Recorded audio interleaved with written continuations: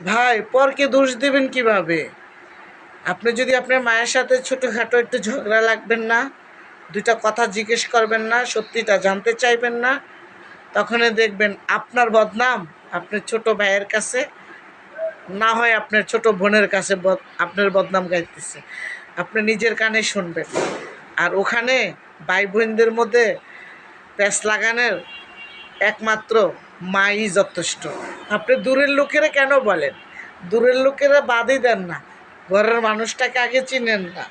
আপনার মা দেখবেন আপনার ছোট বোনের কাছে আপনার নামে বদনাম কইয়া আপনাকে কালার বানাবে, আবার পরবর্তীতে আপনাকে আবার বাবা বলেই ডাকবে, কারণ প্যাঁচ লাগাইয়া মাঝখানে বসে থাকতে চায়। সেটা হচ্ছে কে জানেন? মা।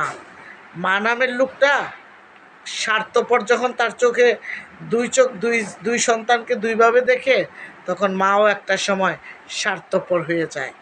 কারণ এখন আপনি তো মানে কামাইতে পারেন না, মানে দিতে পারেন না। এখন ছোটোখাটো কথা নিয়েও যদি আপনি বলেন না, সেই কথাটা তো আপনার দোষ হয়ে যাবে। সেটা যায় বাবার কাছে বলবে, তোমার ছেলেরা ডাক দাও, তোমার মেয়েরা ডাক দাও, বেশি পাও জ্বালাইয়া গেছে গা। আর ওই ছোটো কথাটা আবার আরেকটা বোনের কাছে কইয়া আউল বাজাইয়া দিবে।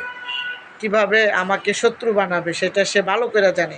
এই মা নামের জননীকে, এই মা নামের মানুষটাকে, এই সেই যথেষ্ট সংসার আগুন লাগানোর, ভাই বোনদের মধ্যে প্যাঁচ লাগানোর ওই মাই যথেষ্ট হয়। পরের কথা বাদ দিয়া বসে থাকবেন, চিন্তা করে দেখবেন।